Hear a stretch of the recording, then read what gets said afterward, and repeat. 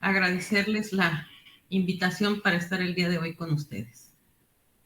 Y la parte central que nos ocupa en este programa es justamente las relaciones interculturales que comienzan a tejerse con la entrada de lo que fue pues la inversión minera en nuestro estado. Estamos hablando siglo XIX, un poquito pues siglo XIX, siglo XX, sobre todo. Entonces, con esta migración, este movimiento poblacional que hubo resultado de esta dinámica económica nueva, estamos viendo que emerge un gobierno civil, ¿no? Por ejemplo, el primer impulsor de la minería reconocido que es Manuel de Ocio, ¿no? Como a la salida de lo que fue el gobierno misional, por decirlo así, eclesiástico, religioso, pues se asientan las primeras poblaciones, los primeros grupos poblacionales alrededor de lo que fueron los poblamientos mineros o los desarrollos mineros. ¿Nos podría comentar un poco, Edith, de lo que usted ha encontrado a este respecto? Bueno, efectivamente la minería empieza a desarrollarse en lo que hoy es Baja California Sur desde 1748 con Manuel de Ocio.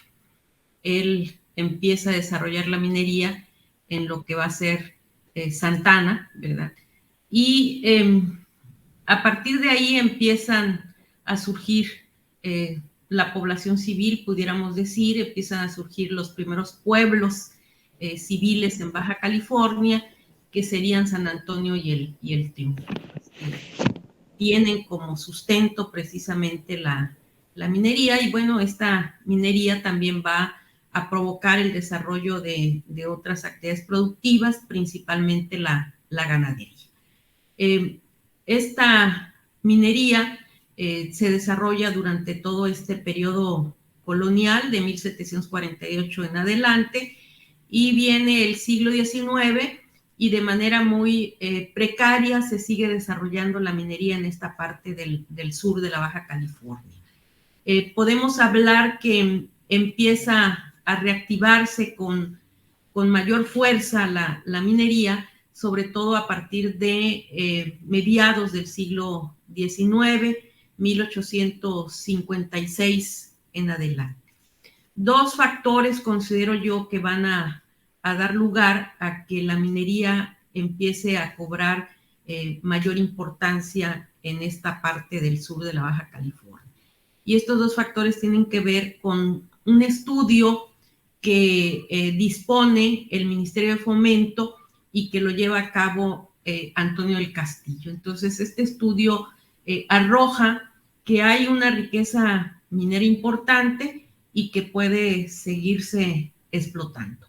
El otro factor que considero va a ayudar a detonar la minería a partir de 1856 tiene que ver con el ocaso, pudiéramos decir, de la fiebre del oro en California.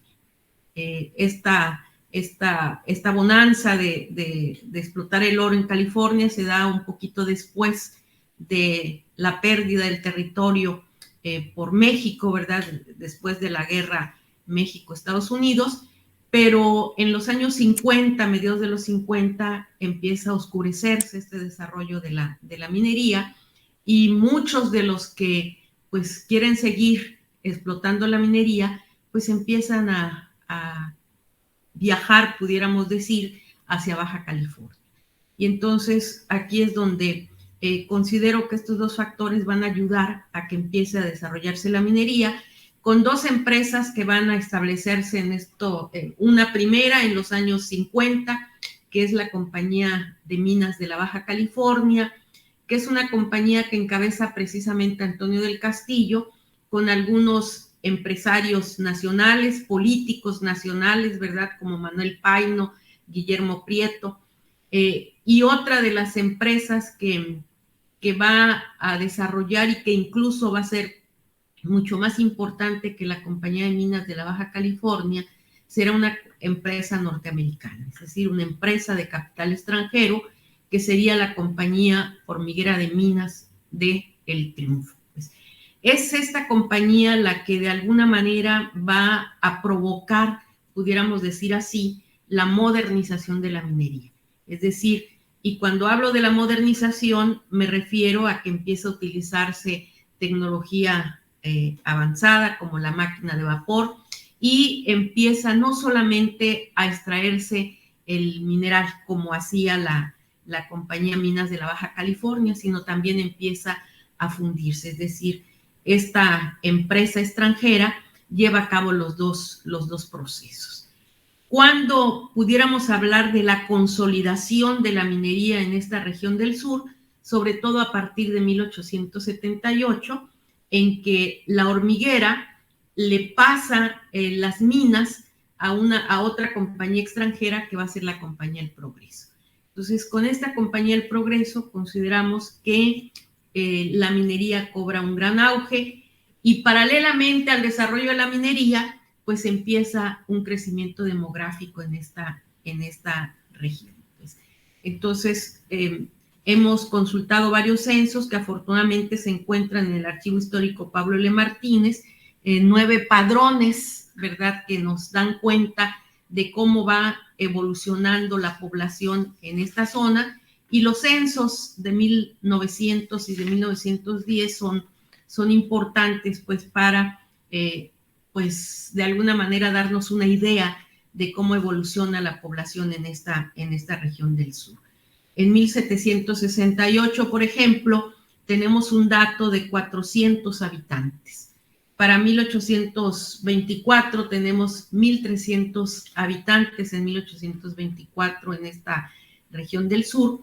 Y para 1890, es decir, fines del siglo XIX, viven en la municipalidad de San Antonio casi 8,000 habitantes, es decir, 7,594 habitantes, y vamos a encontrar que la mayor parte de esta población, más del 50% de esta población, se concentra en el Triunfo, con 4,051 habitantes.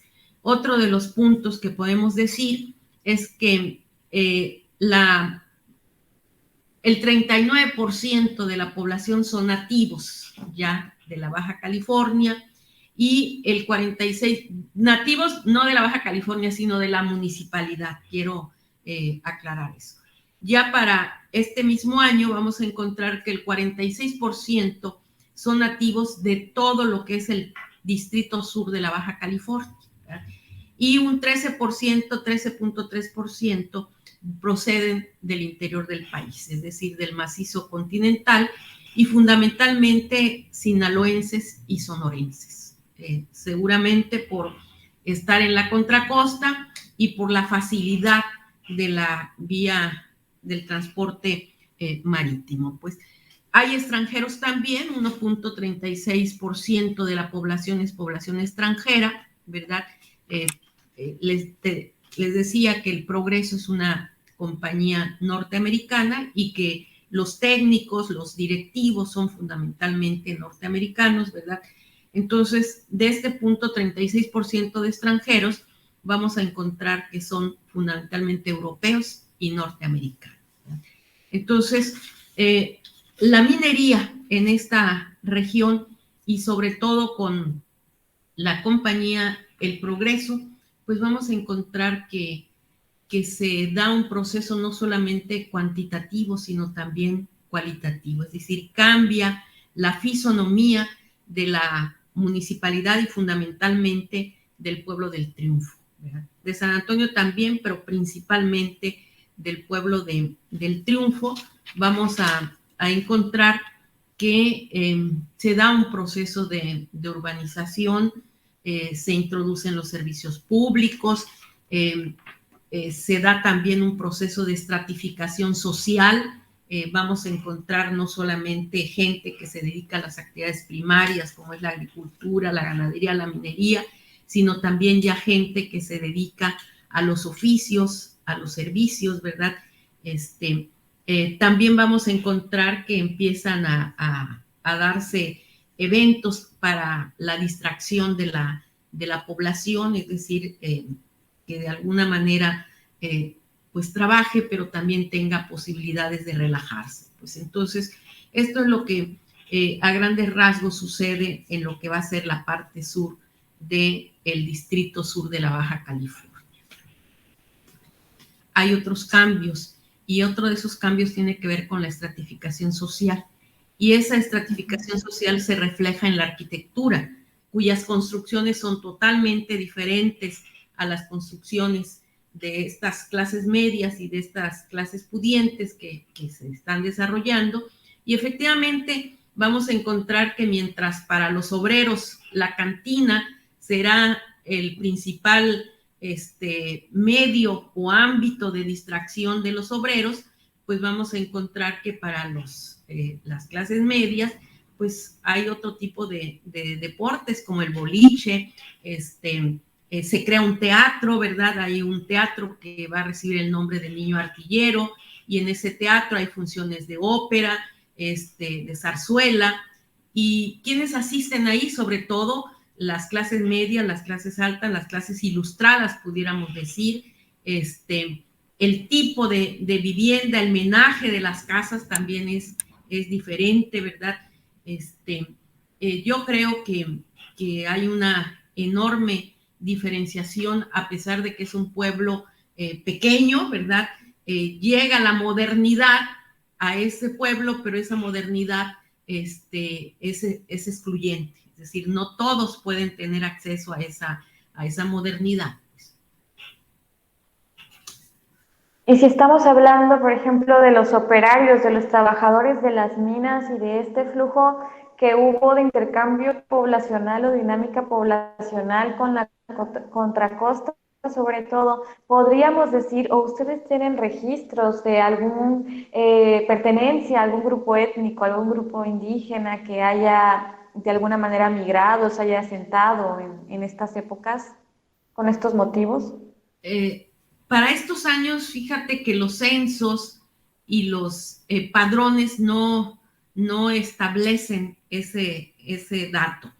Lo que sí se sabe es que durante la época colonial en que se desarrolla la minería, sí, Manuel de Ocio sí recurre a la población indígena, yaquis, machos, pero posteriormente, ya en el siglo XIX, principios del siglo XX, los censos no identifican eso, a diferencia de lo que va a suceder en lo que va a llamarse en aquel entonces el Partido Centro. Es decir, la minería se inicia en Santa Ana, San Antonio, el Triunfo, pero también a fines del siglo XIX la minería empieza a ser importante, y va a ser mucho más importante después que en el Triunfo. Empieza a surgir esta minería en lo que va a ser Santa Rosalía. Y Santa Rosalía, a diferencia del Triunfo, ¿verdad? Cuando el progreso o el capital extranjero llega, ya hay un pueblo, o hay pueblos, está San Antonio, está el Triunfo, a diferencia de lo que sucede en el Partido Centro. Ahí quien llega es el capital extranjero, pero es el capital francés. Y entonces no va a explotar la plata, sino va a explotar el cobre. Y se va a ubicar, o esta riqueza cuprífera se encuentra en un espacio totalmente deshabitado. Entonces, ¿qué tiene que hacer el boleo? El boleo tiene que construir un pueblo, tiene que establecer un pueblo, y este pueblo es Santa Rosalía, que surge a partir de 1885, cuando la empresa se establece. Pero también vamos a encontrar que los pueblos más cercanos a este lugar donde se establece la empresa, pues es Mulegé, que está como a 70 kilómetros de distancia al sur, y está San Ignacio, que está a la misma distancia quizás de Mulegé, sin comunicaciones.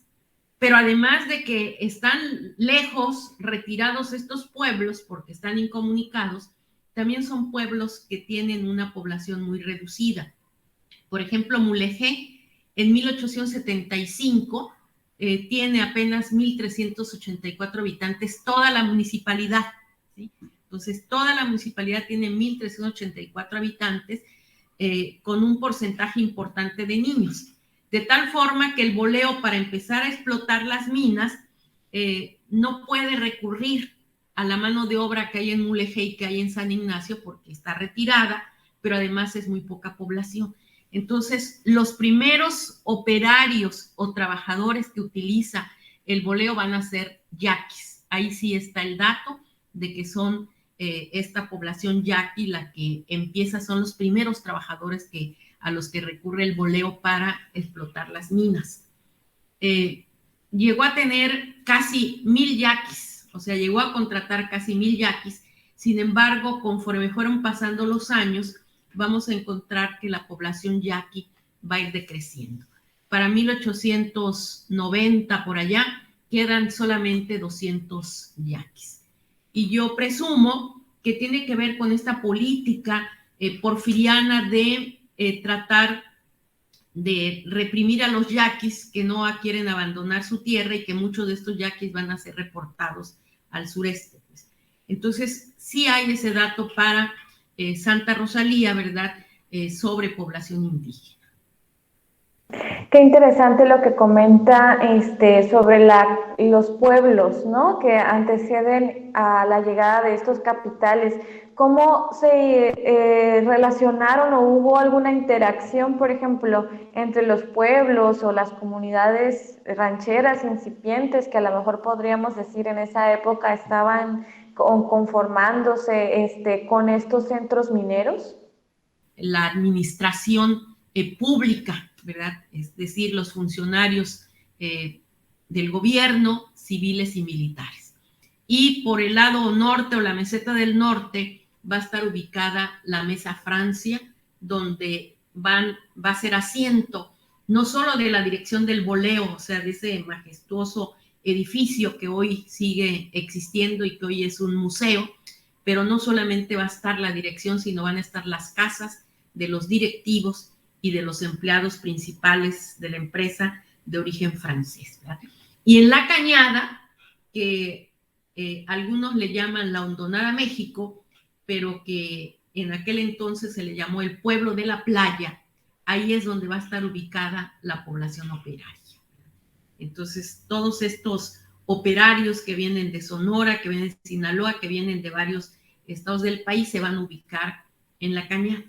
Pero además, el mineral no solamente se constituye por Santa Rosalía. Santa Rosalía es un grupo, y en ese grupo va a estar la administración principal de la empresa, va a estar el puerto, ¿verdad?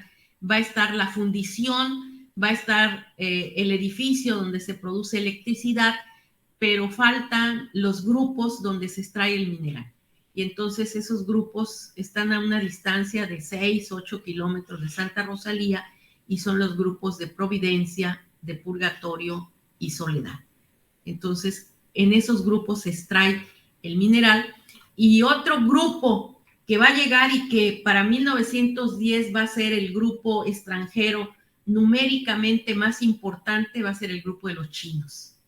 Incluso mayor número que los franceses para 1910. Pero a los chinos también se les ubica de manera separada, se les segrega.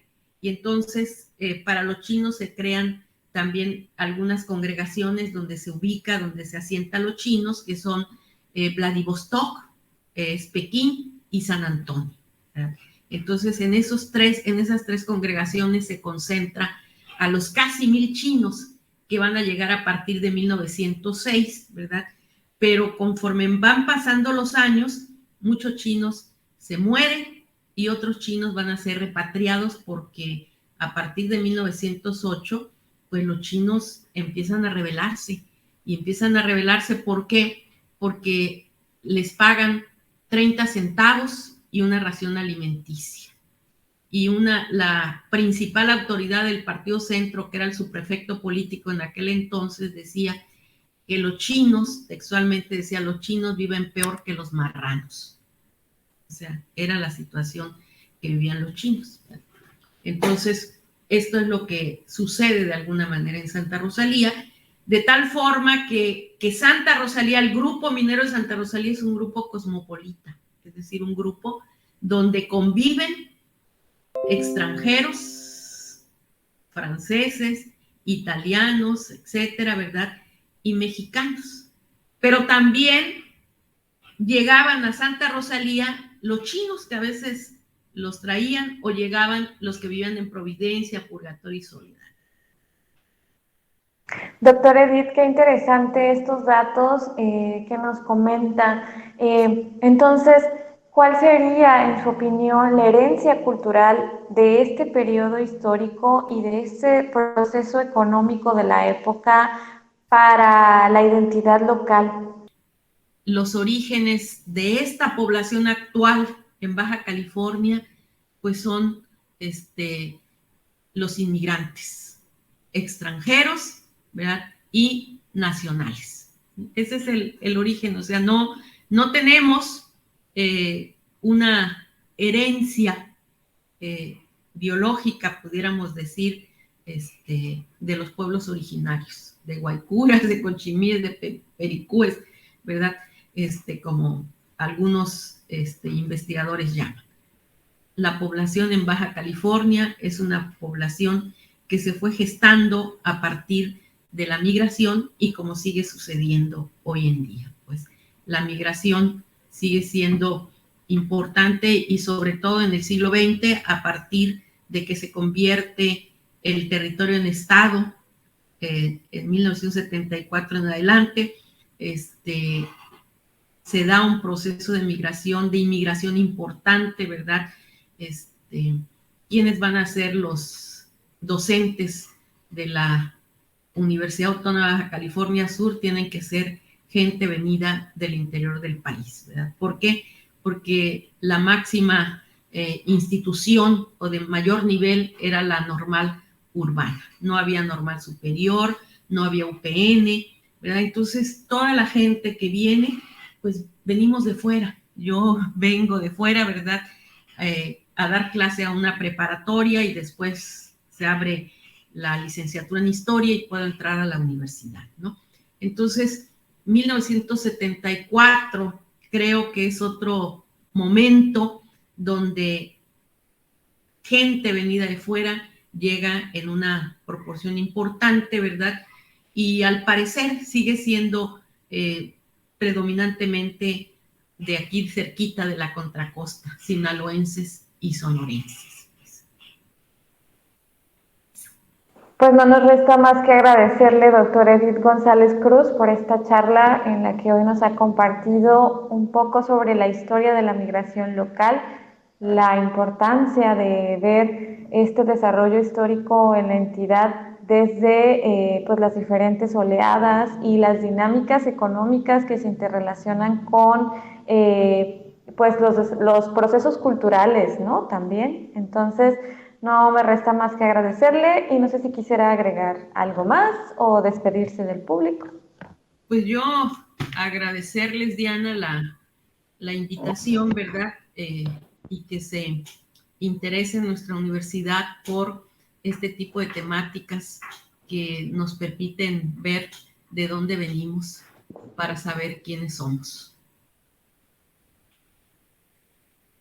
Muchas Pues gracias. muchas gracias y invitamos al público a que se queden con nosotros. Gracias.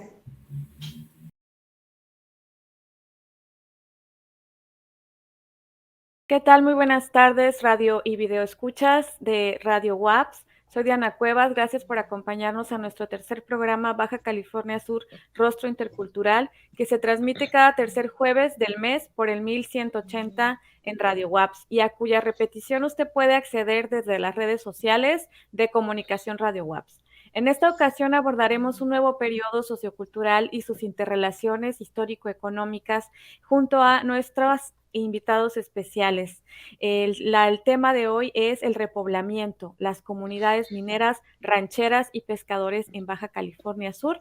Y para esta plática nos acompañan el día de hoy Tito Piñeda Verdugo. Él es doctor en Ciencias Sociales por la Universidad Autónoma de Baja California Sur, profesor de licenciatura en distintas especialidades en la Escuela Normal Superior de Baja California Sur, profesor Enrique Estrada Lucero, adscrito al área de posgrado. Y nos acompaña también el doctor Hernán Ramírez Aguirre. Él es doctor en Economía, profesor investigador de la Universidad Autónoma de Baja California Sur, jubilado, adscrito al Departamento de Economía. Actualmente es trabajador de la cooperativa de asesorías y producción sustentable EcoFood. Nos da muchísimo gusto contar con su presencia el día de hoy. Y en la sesión pasada, en el programa pasado, llegábamos a este momento en el estado, ¿no? En el que hay un vaciamiento de la población originaria por la dinámica de la vida misional, por la explotación desmedida de la mano de obra de los pobladores originarios de la península y también por la problemática de las enfermedades y la transculturación, ¿no? En este momento estamos mirando Baja California Sur desde un repoblamiento y desde la vida, la herencia de la vida misional, si lo podemos decir así, y del primer momento de la colonización en el estado. Para esto, pues nos interesa abordar lo que son las comunidades rancheras, por un lado, y por el otro, las comunidades pescadoras. A mí me gustaría, podemos tomar la palabra indistintamente, me gustaría, sin embargo, comenzar primero por la parte de las comunidades rancheras, para retomar, digamos, de alguna manera esta estafeta, qué pasó después de la vida misional y cómo con la posterior migración van apareciendo otros grupos de pobladores, ¿no? Como es el caso de las y los pescadores, para lo cual Hernán Ramírez, pues es un profesor que tiene bastante experiencia en estos temas, ¿no? Entonces lanzo la primera pregunta. Creo que esta va pues por mérito y por razones para Tito Piñeda. ¿Qué se entiende por rancho sudcaliforniano, Tito? Hola, ¿qué tal a todas? Diana, muchísimas gracias por la invitación. Maestro Hernán, qué gusto verle y escucharle, ¿no? Bueno, gracias.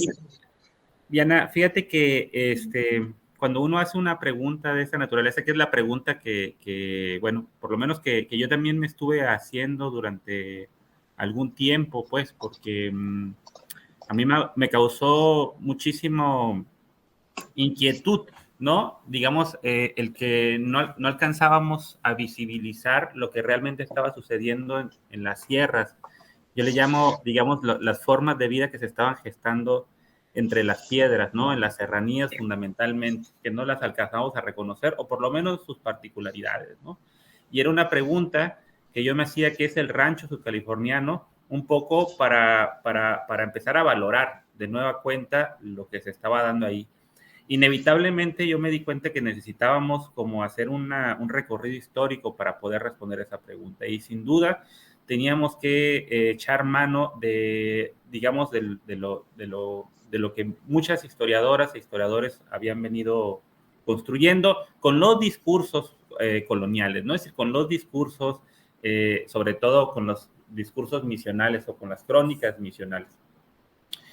Y cuando hablamos del rancho subcaliforniano, necesariamente tenemos que hablar del proceso misional, del proceso colonizador de las misiones, porque seguramente recordarán lo que la doctora Michelin y la doctora Rosaelba nos platicaron en programas anteriores, pues el proyecto misional tenía, digamos, pues sí, digamos, tenía el cometido de cristianizar, digamos, a la población que se encontraba en esta península. Y no solamente en la península, pues, pero particularmente vamos a hablar de ello ahorita. Pero al mismo tiempo tenían que sostener materialmente este proyecto, ¿no? De adoctrinamiento.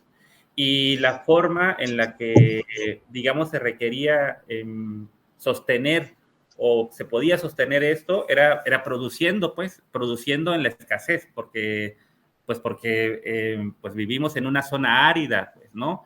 O sea, vivimos en un lugar en franca vulnerabilidad, en un estrés hídrico que no es fácil, pues, ¿no? Que no es fácil colonizar. Ya se habló de un fracaso misional. Yo tengo mis dudas, digamos, de esa conclusión. Pero bueno, el asunto es que para que las primeras misiones pudieran funcionar, pensemos ahorita en la misión de San Javier, que fue la segunda misión, que no es casualidad que haya sido San Javier, es una de las misiones que se encuentran en las partes más altas de las zonas serranas centrales de la península. No es casualidad, es precisamente la capacidad que tenía, la capacidad hídrica que existía ahí, o la posibilidad, digamos, del recurso hídrico que existía ahí, lo que hizo que camináramos hacia las partes altas, ¿no? Considerando que San Bruno, como el primer escenario, digamos, o la primera posibilidad que vieron, no funcionaba, Loreto, ¿no? Que es la madre de las misiones, tampoco productivamente estaba dando lo necesario, pues requirieron, digamos, movilizarse. ¿En dónde? Pues exactamente en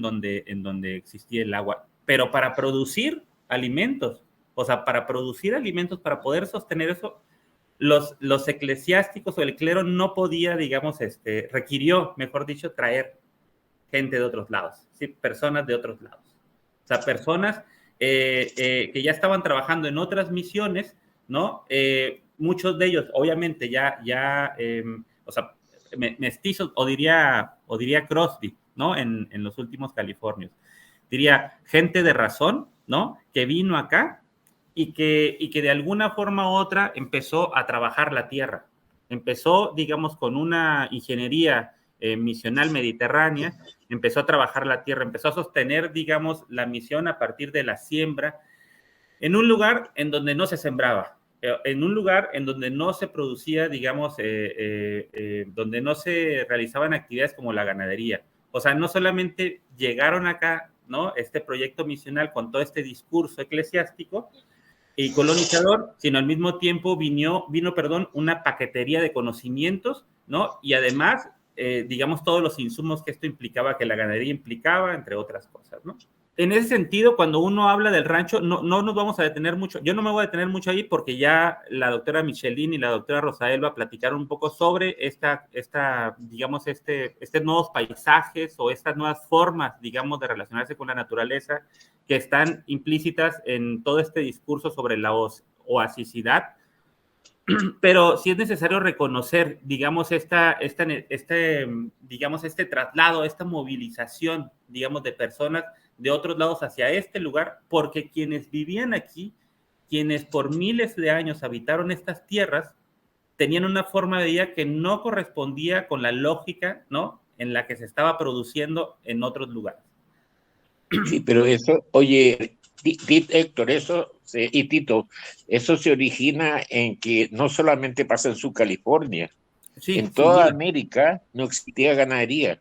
Sin duda, sí. En toda América, es decir, digamos, desde la península Labrador en Canadá hasta Tierra del Fuego, no había ganadería, había un nicho ecológico vacío que no se desconoce, es decir, no era una cosa privativa, ni siquiera que fuera desierto, era porque no existía en lo que a ganadería, es decir, entendiendo como tal el manejo de animales con fines de actividades productivas directas e indirectas, no existía. Entonces, sí, no es algo solo que se da en la región. En esta región, lo que sí se da es que una zona subtropical desértica, que para los subcalifornianos consideran que es desierto, y yo los voy a invitar a los 4 aquí que vengan a Chile y los voy a llevar al desierto de Atacama y ahí van a saber lo que es desierto, claro, que no hay nada de nada. Una vez fue a California una maestra de la Facultad de Agronomía donde yo estudié, que se llamaba Fusa Suzuki, a ver el desierto subcaliforniano, es decir, a ver la sabana, la vegetación, y le preguntó a una persona que andaba con ella, a ver, maestre, ¿qué le parece el desierto? Y la doctora se dio vuelta y le dijo, esto no es desierto, esto es una selva, ¿no? Es decir, en la región de California había y hay, tal vez menos que antes, una base de vegetación que podría permitir un desarrollo agrícola, pero realmente un tema era, primero, que no existía la experiencia ganadera en toda la región, porque si hubiera existido, tal vez habría habido algún manejo de alguna forma. Y la otra cosa, que desde el punto de vista de la producción agrícola había limitantes, porque normalmente en todas las regiones donde se produjo agricultura había corrientes de agua permanentes. Sí, cosa que acá no. Ya en California los hay, por ejemplo, en el caso de San Ignacio, pero era el único prácticamente. Todos los demás, tal vez en los esteros, había algunos esteros que eran permanentes, como San Ignacio, a lo mejor en un momento también San José del Cabo, pero no tenían el poder, digamos, para tener una agricultura sostenida. Y lo que hicieron los jesuitas, y eso es lo que me da la impresión, que copiaron, es decir, transfirieron la experiencia que tenían del norte de África, de los Ujú, oasis, sí. ¿no? Y eso se muestra en algo, Tito, muy interesante, que los vegetales que introdujeron en Subcalifornia, vale decir, la palma datilera, que provenía principalmente de las Canarias y también provenía de la región de Mauritania y Marruecos, ¿no?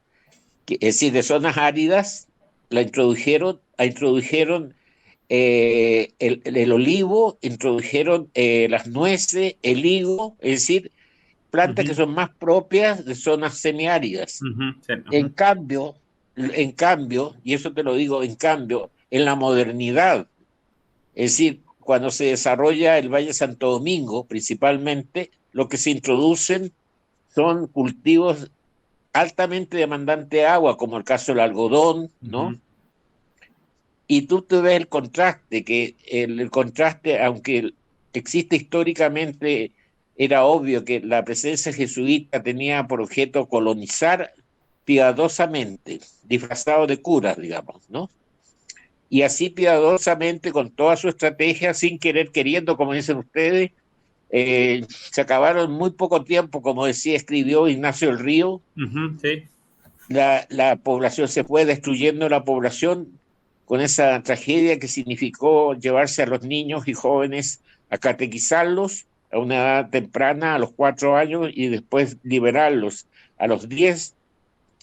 Y con eso esos niños perdieron el conocimiento y la estrategia de la sobrevivencia en el desierto subcaliforniano. Justo Tito, él estuvo trabajando en algunas comunidades rancheras, no sé, ¿en qué comunidades estuviste, Tito? Yo estuve trabajando en la zona sur de la Sierra de la Giganta, en lo que hoy conocemos como el territorio de la Soledad, ¿no? Que es una zona, digamos, que tiene estas características que menciona el doctor Hernán. O sea, sin duda, a pesar del tiempo, a una menor escala, pero hay una dispersión impresionante. Yo estuve trabajando en 30 comunidades, en 30 localidades o en 30 ranchos. En Los Dolores. En Los Dolores, exactamente. ¿No?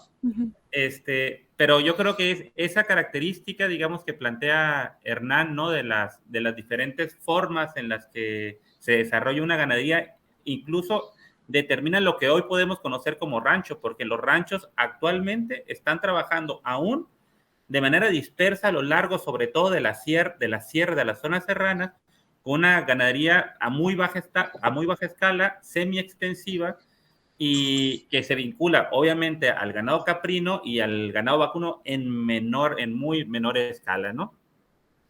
Y eso me parece a mí que está obviamente relacionado con esta herencia, ¿no? Misional de la que habla Hernán, pero sin duda también me parece a mí, y yo no sé exactamente cómo hacerle para articular este vínculo que debe ser muy preciso, que hay una herencia también, a pesar de haber, digamos, haberse extinguido, por decirlo de alguna manera, estas formas de vida originarias de la región, desde el siglo XIX, un poco como recuperando la idea de Ignacio del Río, que también me parece que hay una herencia, si no directa, sí vinculada, digamos, al paisaje, una relación profunda con el entorno en donde estas comunidades rancheras, familias que requieren, digamos, un cuerpo de conocimientos, un complejo de conocimientos sobre su entorno ecológico, ¿no?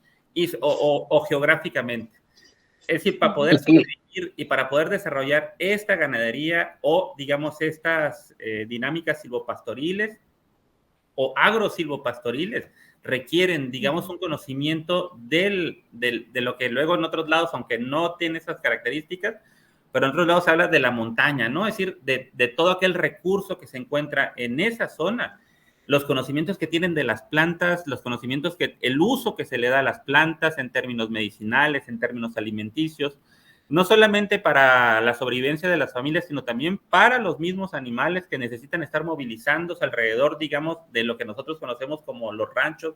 Sí, lo que pasa, Tito, es que a mi juicio tú estás planteando una línea que es muy importante, es decir, Lo que pasa es que la ganadería subcaliforniana, incluso desde la época colonial, con la presencia aún de los jesuitas o de las comunidades, después los franciscanos, los dominicos y después los franciscanos, tienen dos raíces. Una es la raíz que surge principalmente alrededor de la minería, ¿no? Que es el que estimula no solo la minería, sino que, por ejemplo, en el caso de la Soledad y en el caso de San Evaristo, el desarrollo en esa zona de la ganadería próxima se da a raíz de la explotación pelera, porque había que sustentar los alimentos de los buzos. Los buzos necesitan mucho proteína sobre todo están bajando a pulmón, ¿no? Entonces, en esas circunstancias había una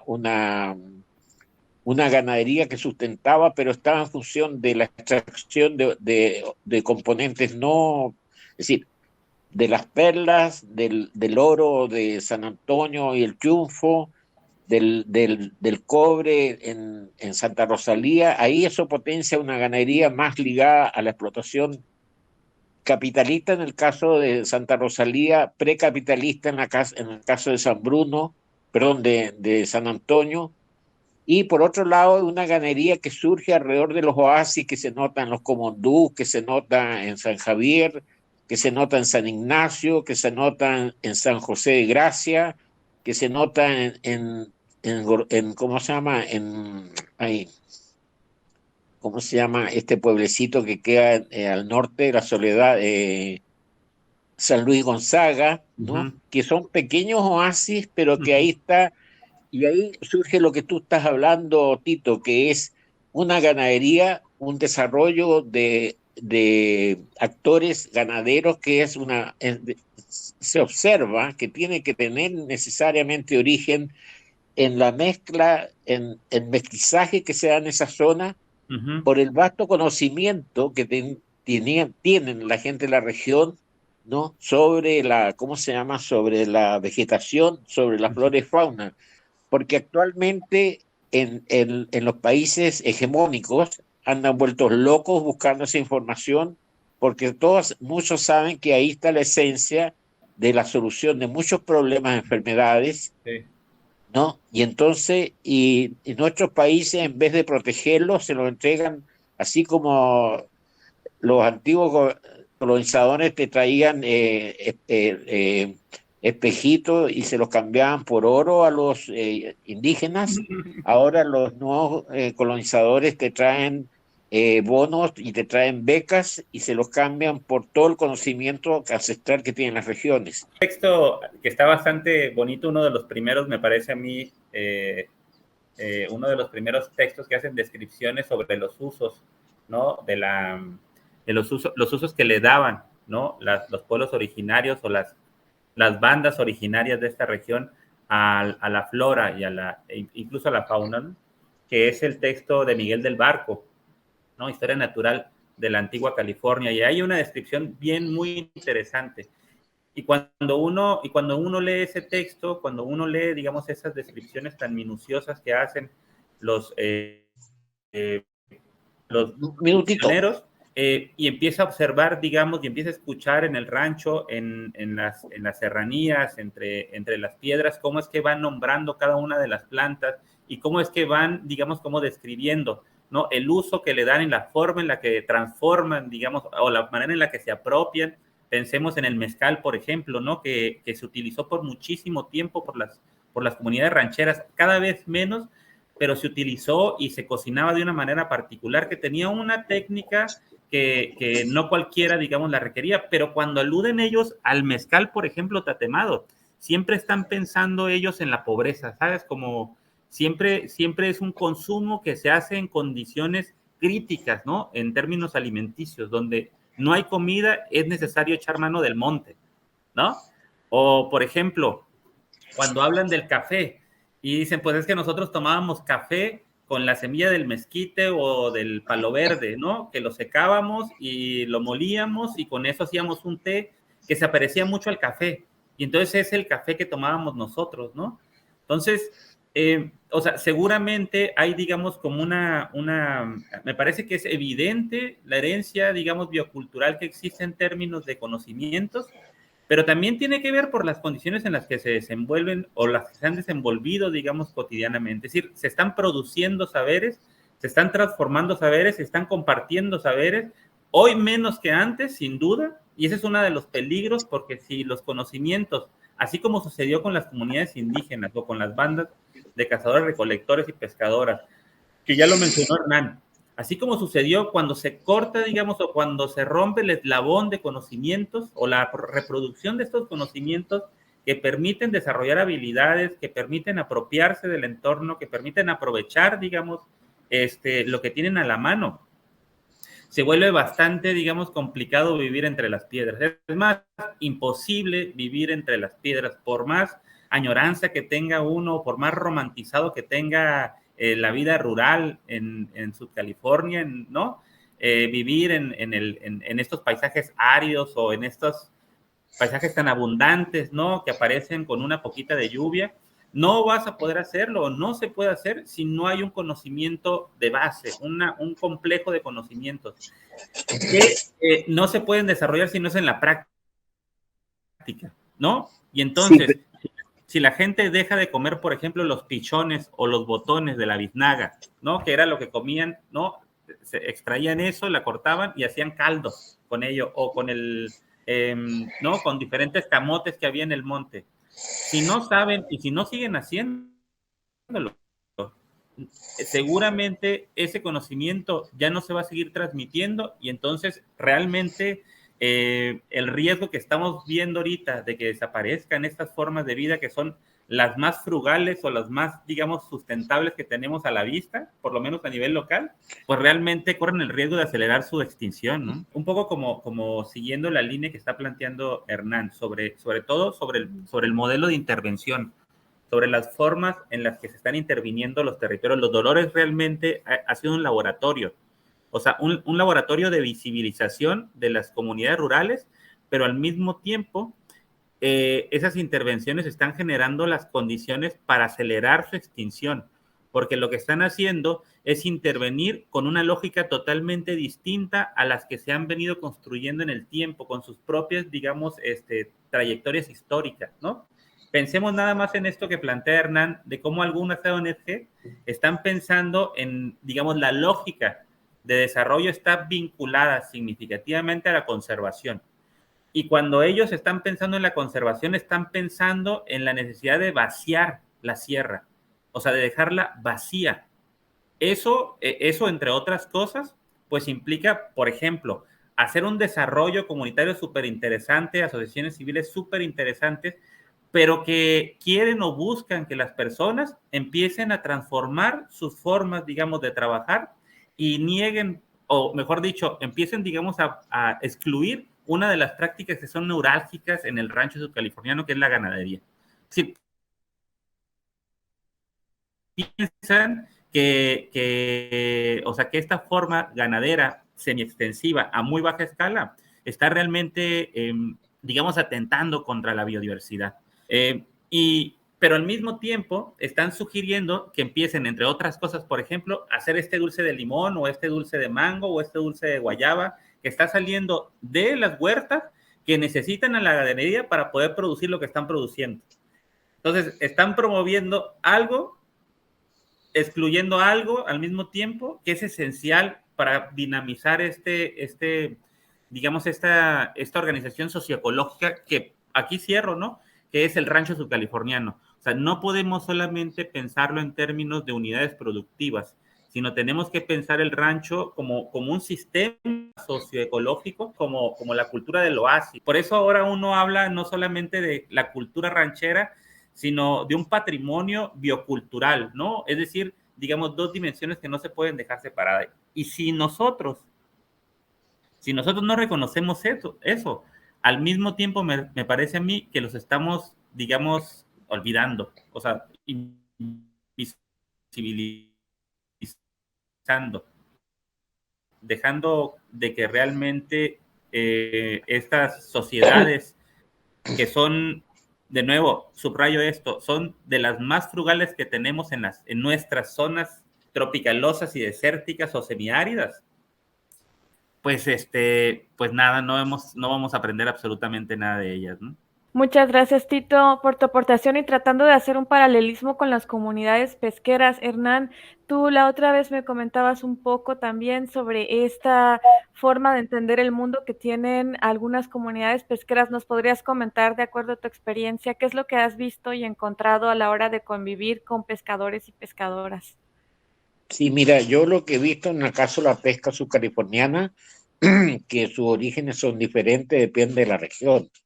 Por ejemplo, en el caso de la región del municipio de La Paz, desde Los Frailes hasta San Evaristo, la parte alta de San Evaristo, la pesca estaba íntimamente ligada a la captura, a la extracción de la perla, ¿no? Es decir, todas las comunidades que, que esa paz, las dos comunidades de pescadores provienen, son descendientes de los de aquellos personas que fueron introducidas al proceso de la pesca de la perla.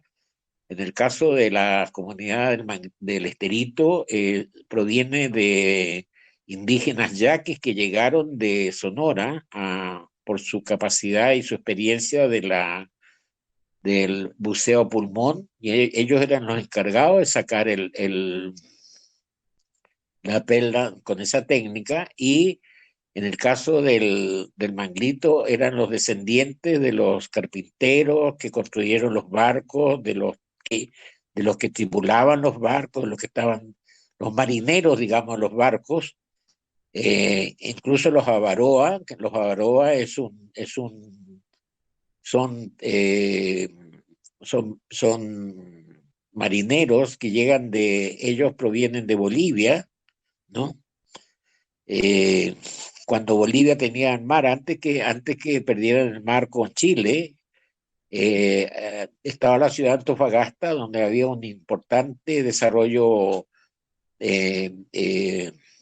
de marinos, y entre ellos están los avaroas que llegan con el conocimiento para instalar los astilleros, donde se construían los barcos para la captura de la perla. Y esas comunidades de trabajadores, donde estaban los astilleros, es donde que se transforman después en manglito, y por otro lado están los buzos que se transforman en el esterito, y todas las otras comunidades que hay para el norte, ¿no? Tú las vas encontrando, y todas esas comunidades están ligadas a esa época. Incluso hay una zona que se llama el Mechudo, porque hay toda una cosmovisión de un pescador que sacó muchos perlas y le apostó al diablo y se quedó abajo.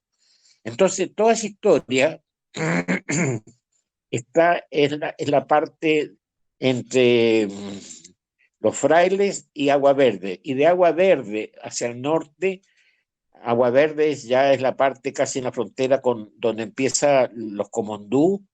Los pescadores que se van dando en esa zona también están ligados ya a la captura de la perla, porque la perla prácticamente llegaba hasta el sur de Loreto, pero también a la captura de especies de valor importante que se da en el rico ecosistema que es el mar en el caso del mar de Cortés. En el cambio, en el caso del sur, en el caso de Los Cabos, los pescadores están ligados al sistema de subsistencia que se da también con el desarrollo del el oasis y ¿cómo se llama? La colonia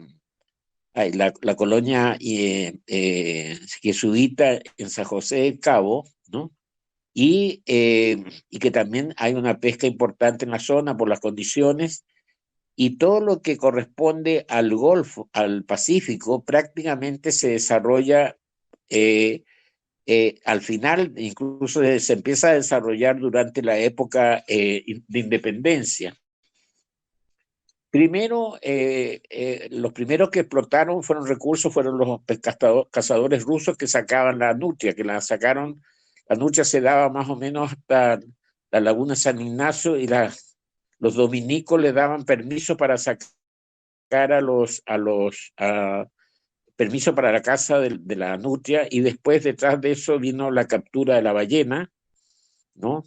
Por la gran presencia de ballenas que había en la época del invierno, porque iba todo el proceso de aparición y de cruza, y entonces eso era un centro de masacre de los embarcaciones balleneras. El nombre Guerrero Negro es un barco que se hunde, que se llama Guerrero Negro. En la laguna San Ignacio hay un campo pesquero que se llama La Fridera, que es la freidora donde freían el aceite de ballena. Y entonces, después de eso, viene el descubrimiento del abulón, que se sabe que existía en el norte, en Estados Unidos también, y siguiendo el abulón empiezan las embarcaciones a la captura del abulón desde San Francisco hacia las costas de Subcalifornia, sobre todo lo que es la llaman la Pacífico Norte.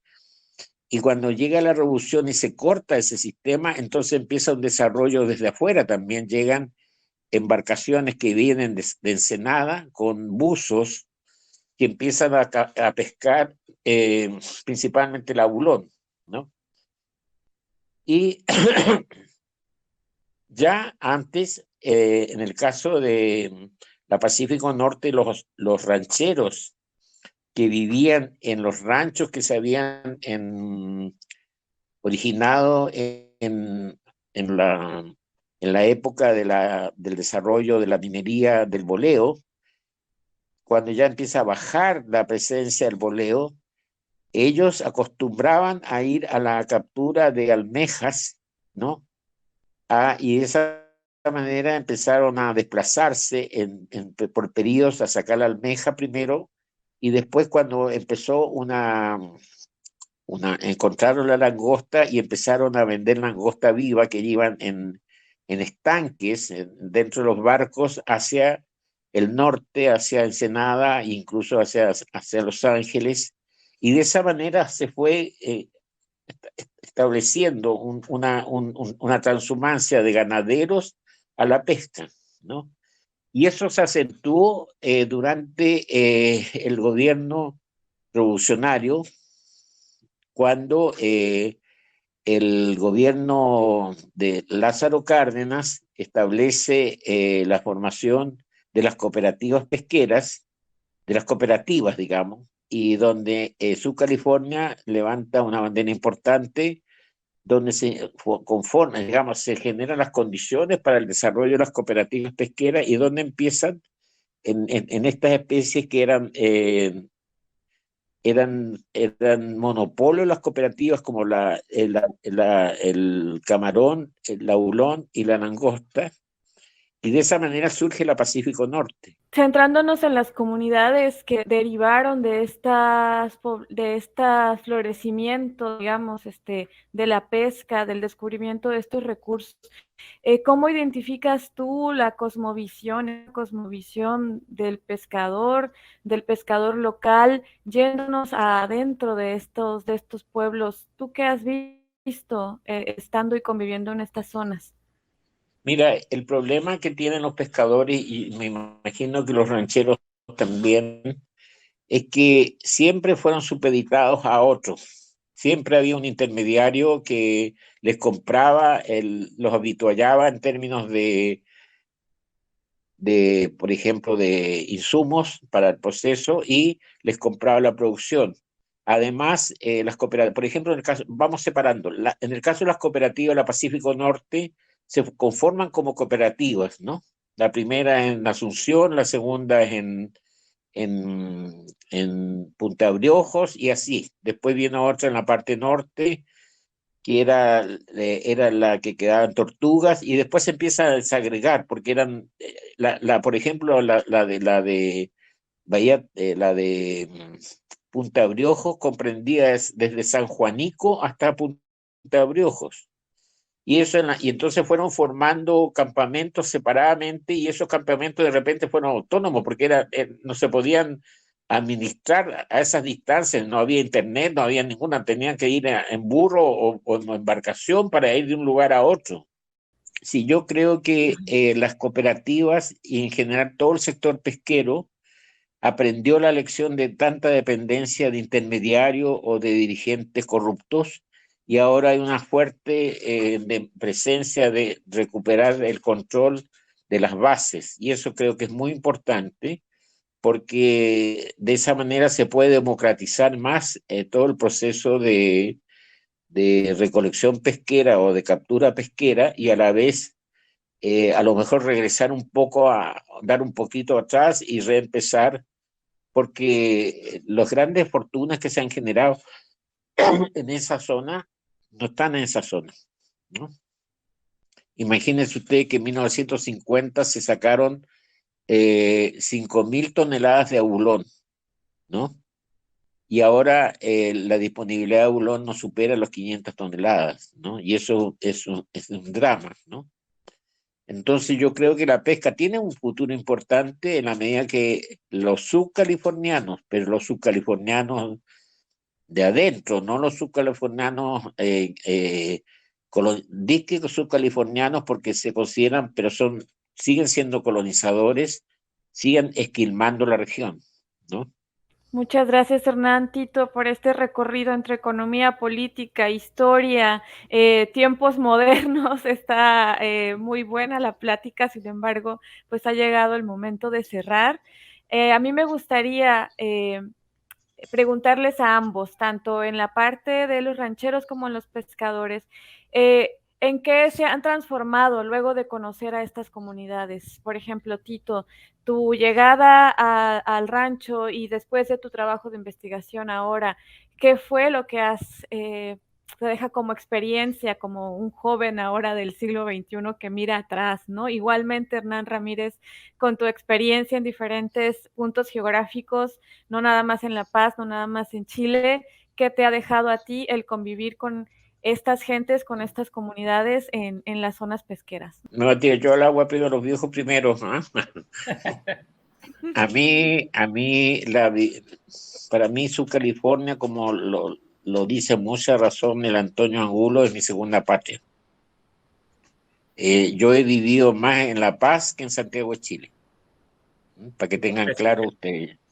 Es decir, todavía tengo más tiempo de vida en La Paz que en Santiago de Chile. Y entonces, además, la otra razón que aunque parezca absurda, pero la voy a decir, cuando a mí me contrataron porque salió un aviso en el periódico y yo llevé mis papeles, me hicieron una entrevista y me contrataron. Es decir, yo entré ahí por mis pistolas, como dicen ustedes.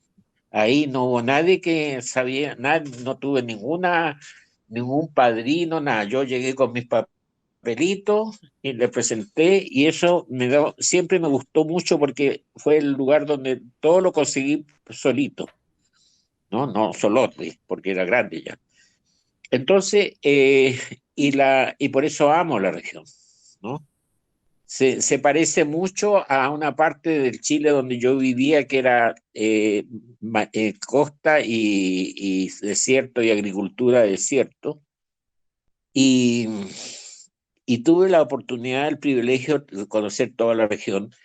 Y yo creo, porque lo he visto en jóvenes y sería en muchos jóvenes, que todos esos jóvenes subcalifornianos que tienen una mirada reivindicativa de la región debieran organizarse, no en un partido político, sino que en algún tipo de organización de recuperación de la Subcalifornia en todas sus potenciales que tiene. Existe, porque la Subcalifornia es una región que ha sido muy bombardeada por intereses externos. Sí, perdón, yo coincido totalmente con Hernán, ¿no? Es necesario, digamos, recuperar esa historia, recuperar esas experiencias, reconocer la diferencia, sobre todo relacionarnos desde la universidad o de las ONGs o desde la organización política que queramos, relacionarnos de manera prudente, ¿no? Reconociendo eso, la diferencia, porque si no nos vamos a convertir en esto que negamos tanto, ¿no? Estas formas impositivas, ¿no? Excluyentes, que buscan, digamos, lo mejor para los demás imponiendo nuestras visiones, ¿no? Del mundo. Entonces, me parece que sí se tiene que hacer un esfuerzo por eso. Yo reconocí, apostando un poco a tu pregunta rápidamente, Diana, ¿no? Yo realmente tengo 10 años más o menos trabajando con la gente de los Dolores, particularmente en el territorio de la Soledad. Y terminé mi trabajo extractivista académico, logré hacer una tesis, ¿no? Pero no dejé de ir y estoy ahí todavía en un proyecto que se llama Florecimiento del Rancho Subcaliforniano, que es precisamente construir a partir de las necesidades y de sus propias trayectorias históricas proyectos productivos que permitan generar las condiciones para mantenernos ahí. Porque nosotros creemos que un territorio como ese, si se queda vacío, está, digamos, a merced de todas las fuerzas económicas o los intereses económicos que pueda haber, desde los conservacionistas hasta los grandes extractivistas. Y ahorita precisamente estamos haciendo otro esfuerzo, ya digamos a nivel más amplio, de construir redes, que nosotros llamamos redes agroecológicas, ¿no? Ese es un esfuerzo que no lo estamos haciendo solamente aquí, sino en otras partes de la República, que es la recuperación de esas formas de vida, la recuperación de esas experiencias, ¿no? Con sus propias historicidades y me parece que es, digamos, digamos, anclado a este esfuerzo que está planteando Hernán, ¿no? De buscar potencializar lo que existe y no negarlo para imponer una nueva manera de, no sé, de desarrollos económicos o progresos económicos, qué sé yo, ¿no? Entonces, no va a ser fácil, no es fácil, pero creo que debe de haber esto que luego nosotros llamamos una justicia también cognitiva, ¿no?